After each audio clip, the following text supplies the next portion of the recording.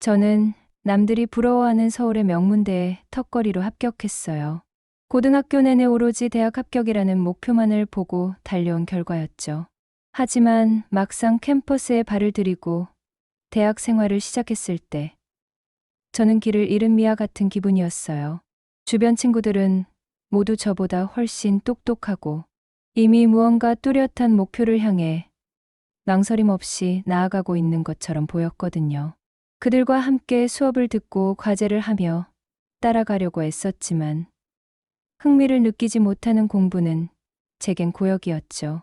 점차 스스로가 초라하게 느껴졌고 겉돌기만 하는 관계 속에서 깊은 외로움을 느꼈어요. 결국 한 학기를 채 마치고 저는 도망치듯 휴학을 선택했답니다. 집으로 돌아왔지만 딱히 할 일은 없었습니다. 부모님은 제 휴학 소식에 실망하셨지만 애써 내색하지 않으려 하셨죠. 그 모습이 오히려 저를 더 죄책감 들게 만들고 초라하게 했어요. 매일 무기력하게 침대에 누워 천장만 바라보거나 의미 없이 스마트폰만 들여다보며 1년 가까이 허송세월을 보냈죠. 친구들과 연락하는 것도 꺼려졌고 미래에 대한 불안감만 매일같이 저를 짓눌렀습니다. 이대로는 안 된다는 생각은 들었지만 뭘 어떻게 시작해야 할지 막막했죠.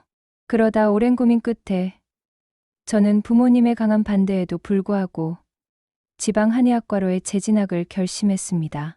부모님은 좋은 학교 놔두고 왜 사서 고생이냐, 서울에서 멀리 떨어져 뭐 하려는 거냐며 저를 설득하려 하셨지만 저는 이번만큼은 제 고집을 꺾지 않았어요.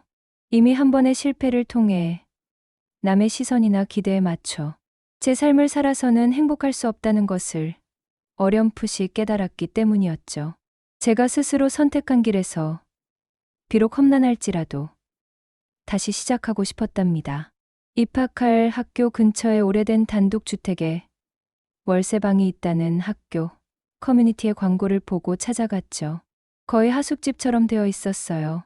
집주인은 40 중반쯤 되어 보이는 아주머니셨죠. 처음 만났을 때 그분의 인상이 참 좋았어요. 서글서글한 눈매와 입가에 걸린 편안한 미소가 사람의 마음을 잡아끄는 매력이 있었거든요. 창식 학생이구나. 어서 와요. 집이 좀 낡았죠? 아주머니는 환하게 웃으며 저를 반겨주셨어요. 집은 겉으로 보기에는 꽤 낡고 허름했지만 안으로 들어서니 느낌이 달랐어요. 마당은 넓었고 온갖 화초들이 잘 가꾸어져 있었습니다. 집 안으로 들어서자 은은한 나무 냄새와 오래된 집 특유의 묵직한 온기가 느껴졌어요. 제가 쓰게 될 방은 남향이라 햇살이 가득 들어와 따뜻한 기운이 감돌았죠.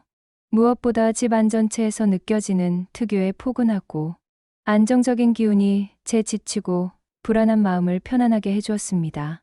아주머니는 혼자 사시는 것 같았어요. 완전 하숙은 아니었기에 식사 제공 같은 건 없었지만 고시원처럼 공용 주방에 밥과 김치는 언제나 제공이 되었죠. 주방에서 마주칠 때마다 먼저 환한 웃음으로 말을 걸어주셨어요. 식사는 잘 챙겨 먹냐? 공부는 힘들지 않느냐?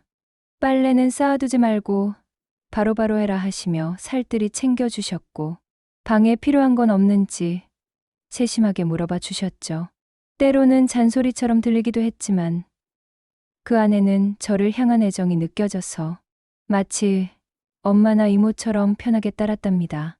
아주머니, 이거 고장났어요. 하면 바로 오셔서 척척 고쳐주셨고요. 아주머니, 저 오늘 좀 늦을 것 같아요. 하면 그래, 조심해서 다니고 너무 늦지는 말고 하시며 걱정해 주셨어요. 나이 차이가 워낙 많이 났기에 저에게 아주머니는 그저 친절하고 좋은 주인 아줌마, 그 이상도 이하도 아니었거든요. 여자를 사귀어 본 경험이 거의 없었던 터라 그런 나이 든 여성에게 이성적인 감정을 느낄 거라곤 상상조차 할 수 없었죠. 제게 여자는 학교에서 마주치는 또래 학생들이나 TV 속 연예인 같은 멀고 어려운 존재였답니다. 낯선 도시, 낯선 학교에서의 생활에 조금씩 적응해 가던 무렵이었어요. 재수를 하거나 다른 학교를 다니다 온 학생들이 많다는 소문대로 저와 비슷한 배경을 가진 친구들이 눈에 띄었죠. 하루는 평소보다 수업이 일찍 끝나 집으로 돌아왔는데 아주머니의 안방문이 살짝 열려 있고 그 안에서 낯선 남자가 한 명 나오는 것을 봤어요. 훤칠한 키에 깔끔한 옷차림, 외모도 준수했죠. 순간 어라, 이게 무슨 상황이지 싶었어요. 아주머니와 사귀는 사람인가 생각했지만 뭔가 이상했죠. 남자친구라고 하기엔 너무 젊어 보였거든요. 아무리 봐도 30대 초반. 저와 나이 차이가 크게 느껴지지 않았어요. 저와 눈이 마주치자 그 남자는 조금 어색하게 고개를 숙이고는 서둘러 집을 나섰죠. 아드님이신가? 아니면 아드님 친구? 이 정도로만 생각하고 대수롭지 않게 여겼습니다. 하지만 얼마 지나지 않아 그 남자가 아주머니와 보통 사이가 아니라는 것을 알게 되었죠. 다른 세입자들 사이에서는 이미 알만한 사람은 다 알고 있는 공공연한 비밀이었거든요. 식사를 함께 하거나 빨래를 널다가 우연히 듣게 된 이야기들이었죠. 아, 그 남자? 그게 말이지. 하며 조심스럽게 시작된 이야기들은 놀라운 내용을 담고 있었습니다. 그 남자는 놀랍게도 몇 년 전 이 집에서 하숙하던 우리 학교 선배였답니다. 하숙하던 시절 아주머니와 가까워져 졸업 후에도 관계를 이어오고 있다는 소문이었죠. 처음에는 믿기지 않았지만 아주머니를 보러 가끔씩 찾아오는 그 남자의 모습과 남자를 배웅할 때 아주머니의 얼굴에 떠오르는 수줍은 홍조, 돌아설 때의 아쉬움 같은 것을 고니 소문에 신빙성이 매우 높아 보였답니다. 그때부터 제 안에서 묘한 기분이 일기 시작했어요.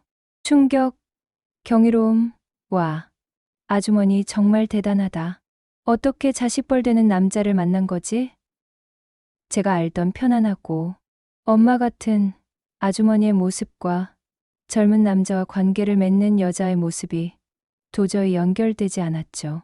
이해할 수 없으면서도 제 안에 없었던 어떤 종류의 호기심이 일렁이기 시작했습니다. 여자를 거의 사귀어 본 적 없었고 여성과의 관계에 서툴렀던 저에게 아주머니의 비밀은 미지의 영역이자 금기처럼 느껴졌거든요. 따뜻하고 안정적인 아주머니가 그런 위험한 관계를 맺고 있다는 사실은 제가 갖고 있던 여성상에 대한 틀을 완전히 깨뜨리는 경험이었죠. 한편으로는 괜히 그 선배가 질투나는 것 같기도 했고요. 저에게는 마냥 편안하고 엄마 같은 존재였는데 다른 젊은 남자에게는 여자로 다가가고 있었다는 사실이 낯설고 신기했답니다. 아주머니를 향한 제 시선이 미묘하게 달라지기 시작했거든요. 시간이 흘러 여름 방학이 되었어요. 대부분의 학생들이 고향으로 내려가고 넓은 집에는 저와 아주머니만 남았죠. 그날은 드라마를 다 보고 목이 말라 주방에 물을 마시러 갔어요. 시간은 밤 11시가 다 된 시간이었을 겁니다. 인기척 하나 없는 적막한 집에서 제 발소리만 울렸죠. 주방 식탁 위에 빨간색 지갑이 놓여 있는 것이 눈에 들어왔습니다. 누가 봐도 아주머니의 것으로 보이는 지갑이었죠. 혹시 아주머니가 지갑을 잃어버린 사실을 모르고 계실까 걱정되었고, 혹시라도 나중에 지갑이 없어지면 저를 의심할 수도 있다는 생각에 잠시 망설였습니다. 하지만 이내 아주머니께 바로 가져다 드려야겠다는 생각이 들었어요. 저는 지갑을 챙겨 아주머니 안방 앞으로 조용히 걸어갔죠. 똑똑. 아주머니, 계세요? 조심스럽게 문을 두드리며 아주머니를 불렀습니다. 잠시 후 안에서 발소리가 나더니 문이 살짝 열리고 아주머니가 놀란 얼굴로 저를 보셨어요. 아주머니는 편안한 홈웨어 차림이셨는데 갑자기 문을 연 것이 당황하신 듯 보였죠. 어머, 창식아. 이 시간에 웬일이야? 깜짝 놀랐네. 아주머니의 목소리에 당혹스러움이 묻어 있었습니다. 아마 이 시간에 제가 찾아올 거라고는 상상도 못 하셨겠지요. 죄송해요, 아주머니. 놀라게 해드려서. 아주머니 지갑이요. 저는 손에 들고 있던 빨간 지갑을 내밀었어요. 이거요. 혹시 아주머니 지갑 아니세요? 주방 식탁에 놓여 있더라고요. 아주머니는 제 손에 들린 지갑을 보시더니 아 하고 짧은 탄성을 내셨어요. 아이고, 내 정신 좀 봐. 이걸 거기다 두고 왔네. 한참 찾았잖아. 정말 고마워, 창식아. 내가 못 보고 그냥 지나쳤으면 어쩔 뻔했어. 덕분에 살았네. 아주머니는 환하게 웃으시며 제 손에서 지갑을 받아들었습니다. 그제야 긴장이 풀리신 듯 했죠. 아닙니다, 아주머니. 저도 물 마시러 나갔다가 우연히 본 거라. 저는 겸연쩍게 대답했어요. 아주머니가 이렇게까지 고마워하시니 오히려 제가 더 부끄러워졌죠. 아니야, 착한 일 했지. 고마워. 여기서 서 있지 말고 잠깐 들어와서 앉아 있어요. 밤이라 쌀쌀한데 내가 시원한 물이라도 줄게. 아주머니는 제 어깨를 부드럽게 밀며 안으로 들어오라고 권하셨어요. 네? 아주머니 방 안에 들어가는 건 처음이라 조금 망설여졌습니다. 아주머니의 사적인 공간이라는 생각에 왠지 모르게 긴장되었죠. 왜 그래? 사양 말고 얼른 들어와. 어서. 아주머니가 다시 한번 재촉하셨어요.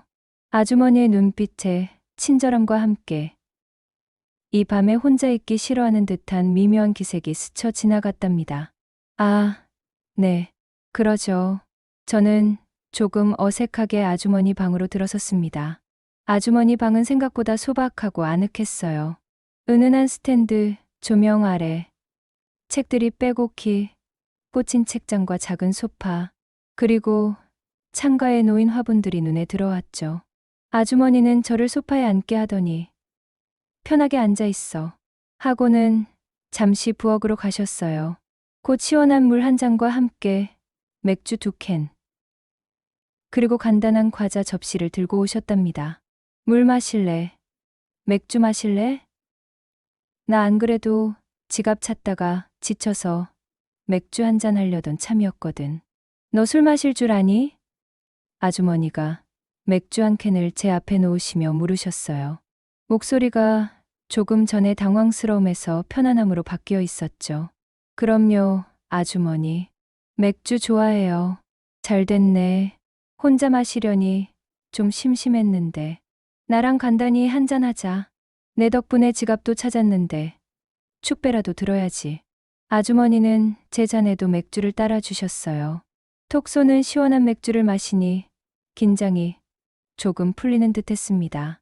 아주머니는 맥주잔을 기울이시며 제게 서울에서 이곳까지 내려오게 된 이유나 학교 생활에 대해 이것저것 물으셨어요. 아주머니의 편안하고 진심, 어린 분위기에 이끌려 저는 그동안 누구에게도 쉽게 털어놓지 못했던 제 속마음을 솔직하게 이야기했죠. 명문대에서의 실패, 허송세월, 그리고 이곳으로 도망치듯 내려오게 된 이야기까지. 아주머니는 제 이야기를 조용히 그리고 진심으로 귀 기울여 들어주셨어요. 중간중간 그랬구나. 얼마나 힘들었을까. 쉬운 결정이 아니었을 텐데 대단하다 하시며 공감해 주시고 격려해 주시는 아주머니의 말에 저는 큰 위로를 받았답니다.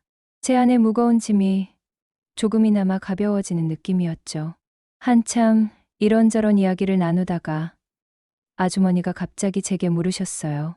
근데 창식아, 너 여자친구는 있니? 저 사실은 아직 여자를 잘 몰라요. 한 번도 제대로 된 연애를 해보지 못했거든요. 제 고백에 아주머니는 눈을 동그랗게 뜨시며 진심으로 놀라셨어요. 어머, 세상에. 정말. 그랬구나. 하긴 공부만 하느라 정신없었겠네. 아주머니는 한동안 저를 지그시 바라보시더니 이내 얼굴에 장난스러운 기색이 번졌습니다. 연애도 해본 사람이 한다고. 남자가 머무 쑥맥처럼 굴면 여자가 좀 답답해하거든.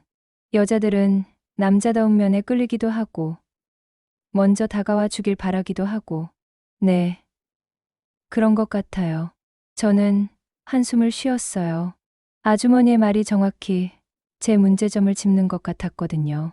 여자만 보면 괜히 얼어붙고 말도 잘 못하고 무슨 말을 해야 할지 모르겠어요.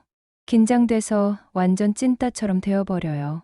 얼굴도 빨개지고 호, 그랬구나. 고생이 많네. 그 마음 이해해. 아주머니는 웃으시면서 제 어깨를 가볍게 토닥여 주셨어요. 그 손길이 따뜻하고 다정했죠. 근데 아줌마 앞에서는 안 그렇잖아? 말도 잘하고 편안해 보이는데? 아뇨, 아주머니는 달라요. 물론 여자분이시죠. 매력적이시고요. 제 입에서 무의식적으로 너무나 솔직한 마음이 튀어나왔습니다. 저는 제 말에 스스로 놀랐어요. 근데 아주머니랑 있으면 그냥 편해요. 엄마 같기도 하고 이모 같기도 하고 다른 여자들이랑은 좀 다른 느낌이에요. 긴장도 안 되고 그냥 아주머니랑 있으면 마음이 편안하고 따뜻해요. 보면 기분이 좋아져요. 되게 매력적이세요. 아주머니는 제 예상치 못한 그리고 조금은 과감한 칭찬에 얼굴이 살짝 붉어졌어요. 붉어진 볼과 수줍은 미소. 그 모습은 제가 알던 엄마 같은 아주머니가 아니라 칭찬에 부끄러워하는 여자의 모습이었죠. 그 모습에 저는 또 한 번 아주머니를 다른 시선으로 보게 되었습니다. 저는 이 기세를 몰아 얼마 전에 봤던 남자분에 대한 궁금증을 해소하고 싶었어요. 아주머니의 얼굴이 붉어진 모습을 보자 저도 모르게 그 남자분이 더 신경 쓰였거든요. 근데 아주머니, 얼마 전 낮에 아주머니 방에서 나오던 그 젊은 남자분 말이에요. 저랑 나이도 비슷해 보이던데 제 질문에 아주머니의 얼굴이 더 빨개졌어요. 붉어진 볼과 살짝 흔들리는 눈빛에서 난처한 기색이 역력했죠. 아주머니는 맥주잔을 만지작거리며 잠시 말을 고르더니 시선을 피하며 애써 아무렇지 않은 척 얼버무렸답니다. 아, 그 친구 예전에 여기서 하숙하던 학생이야. 내 학교 선배겠네. 아주머니는 말을 골랐지만 목소리에는 미묘한 떨림이 있었습니다. 졸업하고 서울 올라갔는데 가끔 안부도 묻고 그래. 그냥 아는 학생이지. 저는 더 이상 캐묻지 않았어요. 아주머니가 이야기하고 싶어 하지 않는다는 것을 느꼈고 그 짧은 대답과 침묵 자체가 많은 것을 말해주고 있는 것 같았거든요. 아주머니는 애써 분위기를 바꾸려는 듯 제 잔이 비자 맥주잔을 채워주시며 말씀하셨어요. 목소리는 아까보다 조금 더 낮고 조용했으며 깊은 사색이 담겨 있는 듯했죠. 근데 창씨가 살다 보면 나이 같은 거 정말 아무것도 아닐 때가 있어. 중요하지 않게 느껴질 때가 분명히 와. 그 말은 제 귓가에 선명하게 박혔습니다. 마치 어떤 고백처럼 느껴졌어요. 아주머니는 맥주잔을 내려놓고 저를 다시 바라보셨습니다. 그냥 사람이 사람한테 위로받고 싶을 때가 있거든. 혼자 지내다 보면 외로울 때도 많고 누군가 옆에 있어줬으면 하고 바라는 밤이 있달까. 누군가 내 얘기를 들어주고 내 손을 잡아주는 사람. 아주머니는 다시 제 눈을 똑바로 바라보셨어요. 그 눈빛에는 쓸쓸함과 함께 어떤 기대 같은 것이 담겨 있는 듯했습니다.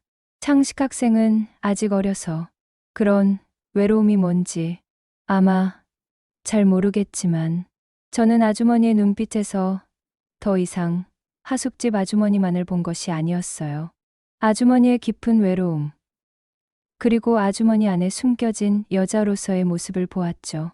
근데 아까 내가 여자만 보면 찐따 된다고 했잖아. 나랑 있을 때는 안 그렇다며? 아주머니의 목소리가 한 톤 낮아졌어요. 네, 저는 아주머니의 다음 말을 기다렸습니다. 심장이 빠르게 뛰기 시작했죠. 그럼 아주머니는 말을 잠시 멈추고 저를 지그시 바라봤어요. 아주머니의 눈빛이 제 모든 생각을 읽는 듯했죠.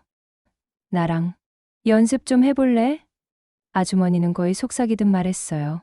그 목소리는 부드러웠지만 제 귀에는 천둥처럼 크게 들렸죠. 네? 뭐려? 저는 너무 당황해서 되물었죠. 아주머니가 무슨 말을 하는 건지 바로 이해할 수가 없었어요. 머리가 하얘지는 것 같았습니다. 뭘 알려주겠어. 아주머니는 슬며시 웃으셨어요. 그 웃음은 아까와는 다른 종류의 좀 더 은밀하고 도발적인 웃음이었죠.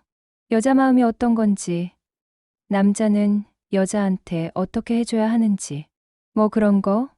아주머니는 제게 조금 더 가까이 다가왔어요. 내가 연애 경험도 없다며 아줌마랑 연습 좀 하면 너 나중에 진짜 연애할 때 도움이 되지 않을까 해서 말야. 연습이요? 저는 아주머니의 말을 완전히 이해하려 했었죠. 연습이라는 단어가 순수하게만 들리지 않았거든요. 아주머니의 눈빛과 목소리, 그리고 저희 사이에 흐르는 분위기는 이 연습이 단순한 조언이나 대화가 아니라는 것을 명확히 말해주고 있었습니다. 그래, 공부도 연습하고 복습해야 잘하는 것처럼 연애도 마찬가지야. 책으로만 배우는 거랑 직접 해보는 거랑은 다르잖아. 아주머니는 부드러운 목소리로 계속 말씀하셨어요. 아주머니의 손이 천천히 제 손 위로 올라왔죠. 경험이 있어야 제대로 된 연애도 하고 상대방 마음도 헤아릴 수 있지. 내 마음도 잘 표현할 수 있고 나중에 내가 정말 좋아하는 사람 만났을 때 후회하지 않도록 말야. 그 순간 아주머니의 제안이 단순히 연습만을 의미하는 것이 아니라는 것을, 그것이 외로운 두 사람이 서로에게 다가가는 비밀스럽고 위험하지만 거부할 수 없는 초대라는 것을 깨달았죠. 제 심장이 터질 듯이 뛰었습니다. 머릿속이 하얘졌지만 아주머니의 눈빛 속에서 저는 거부할 수 없는 이끌림을 느꼈어요. 오랜 외로움과 불안감, 그리고 아주머니에게서 발견한 새로운 매력이 저를 그 유혹적인 제안으로 이끌었죠. 저는 아주머니의 눈을 바라보며 고개를 천천히 끄덕였습니다. 그렇긴 하죠. 이 짧은 대답 하나로 저희 사이의 모든 망설임과 경계가 무너져 내렸습니다. 그날 밤 이후 저희는 아무에게도 말 못할 비밀스러운 관계를 이어갔습니다. 다른 세입자들이 모두 잠든 깊은 밤이 되면 저는 아주머니 방으로 조용히 내려가 함께 시간을 보냈죠. 아주머니의 방은 제게 단순한 공간이 아니었어요. 마치 세상의 모든 소음과 불안으로부터 분리된 둘만의 작고 아늑한 안식처 같았거든요. 아주머니는 제가 알지 못했던 새로운 세상의 문을 열어주셨답니다. 아주머니는 저를 여자에 대해 가르쳐 주셨고, 동시에 사람으로서 저를 이해해주고 보듬어 주셨어요. 저희의 비밀은 졸업할 때까지 이어졌습니다. 군대에 다녀온 시간까지 포함하면 꽤 오랜 기간이었죠. 제대 후 학교로 돌아왔을 때 아주머니는 여전히 저를 반겨주셨고 저희의 연습은 자연스럽게 계속되었답니다. 이제 저는 더 이상 과거의 찐따 같은 제가 아니었죠. 아주머니를 통해 저는 여성과의 관계에서 오는 긴장감을 극복했고 제 감정을 솔직하게 표현하는 법을 배웠으며 상대방의 마음을 헤아리는 방법도 익혔어요. 아주머니는 저의 가장 은밀한 연애 스승이자 세상에 하나뿐인 비밀 친구였답니다. 하지만 모든 관계에는 끝이 오기 마련이죠. 드디어 졸업식 날이 다가왔고 저는 다시 서울로 올라가야 했습니다. 정해진 미래였지만 아주머니와의 이별은 예상보다 훨씬 더 아프게 다가왔어요. 아주머니는 마지막 날 두 눈이 퉁퉁 부을 정도로 우셨습니다. 마치 사랑하던 서방을 영원히 떠나보내는 사람처럼 저희의 짧지 않았던 사랑이 진심이었음을 온몸으로 증명하듯 말입니다. 저는 그런 아주머니를 보며 가슴이 미어졌지만 애써 담담한 척 작별 인사를 했죠.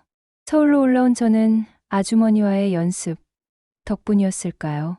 이전과는 달리 자연스럽게 사람들과 관계를 맺고 연애도 시작했습니다. 여성 앞에서 더 이상 얼어붙거나 긴장하지 않았고 상대방에게 편안하게 다가가고 제 마음을 전달할 수 있게 되었어요. 제가 새롭게 시작하는 모든 관계 속에서 아주머니의 가르침과 영향이 스며들어 있음을 느낄 때마다 아주머니 생각이 났습니다. 보고 싶었던 것이었죠. 그래서 가끔 시간이 날 때면 아주머니를 보러 지방으로 내려갔죠.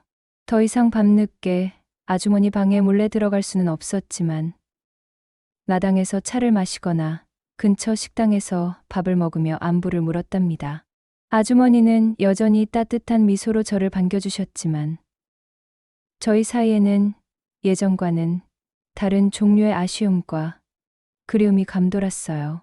시간은 흘러 저는 제 인생에서 가장 중요한 사람을 만나 결혼을 결심하게 되었어요. 이제 아주머니에게 향한 제 감정도 그리고 저희의 비밀스러운 역사를 정리해야 할 때가 온 것 같아 왠지 모르게 슬펐습니다. 용기를 내어 아주머니께 전화를 걸어 결혼 소식을 전했죠. 아주머니, 저 결혼해요. 어머, 정말 축하한다, 창씨가. 얼마나 좋을까. 행복하게 잘 살아. 네, 감사해요, 아주머니. 아주머니는 제 예상대로 담담하게 진심으로 축하해 주셨답니다. 그게 끝인 줄 알았어요. 저희 이야기는 이제 공식적으로 마침표를 찍는다고 생각했죠. 결혼식 당일 수많은 하객들 중 유독 제 눈에 띄는 사람이 있었어요. 한복을 곱게 차려입고 앉아 계신 아주머니셨죠. 너무 놀라서 잠시 걸음을 멈출 뻔했습니다. 차도 없으신 분이 이 멀리까지 어떻게 오셨을까 싶었죠. 결혼식이 끝나자마자 저는 아주머니께 달려갔답니다. 아주머니, 어쩐 일이세요? 차도 없으신데 여기까지 어떻게 오셨어요? 아주머니는 환하게 웃으셨지만 눈시울이 살짝 붉어져 있었죠. 당연히 와야지. 우리 창식이 결혼식인데. 내가 축하를 해줘야 하지 않겠어. 얼마나 멋있나, 우리 창식이. 감사해요, 아주머니. 정말 감사합니다. 아주머니는 신부에게 다가가 덕담을 해주셨고 함께 기념사진도 찍었답니다. 예식이 모두 끝나고 하객들에게 인사를 드리는데 아주머니가 저 멀리서 저를 지켜보고 계셨습니다. 눈이 마주치자 아주머니는 다시 한번 환하게 웃으셨지만 그 웃음 뒤로 눈물을 훔치시는 모습을 보았죠. 마치 아주 오래전 제가 서울로 떠나던 날 두 눈이 퉁퉁 붓도록 우시던 그 모습처럼 말입니다. 아주머니의 얼굴에 흐르는 눈물을 보는 순간 제 가슴이 먹먹해졌어요. 아주머니는 단순한 하숙집 아주머니가 아니었습니다. 저의 가장 어두웠던 시절, 제게 손을 내밀어 빛으로 이끌어준 유일한 사람이었고, 그가 세상과 관계 맺는 법을 가르쳐준 스승이었으며, 겉돌던 저에게 안식처와 같은 따뜻함을 준 어머니 같은 존재였죠. 그리고 아무에게도 말 못할 비밀을 공유했던 한 여자였고요. 신부의 손을 잡고 새로운 시작을 향해 나아가는 제 삶의 가장 행복한 순간에 저 멀리서 눈물 훔치시던 아주머니의 얼굴이 아직도 잊혀지질 않아요. 그 눈물은 저희의 비밀스러운 시간들에 대한 작별이자 제가 드디어 아주머니의 도움으로 온전한 한 사람으로 성장하여 새로운 가정을 꾸리게 된 것에 대한 기쁨과 축복이었을 것이었죠. 아주머니의 눈물 덕분에 제 결혼식은 세상 누구보다 저를 깊이 이해하고 진심으로 축복해주는 사람과 함께하는 더욱 특별하고 가슴 벅찬 순간으로 기억되었답니다. 마음을 여는 순간 세상은 다르게 보이기 시작한다.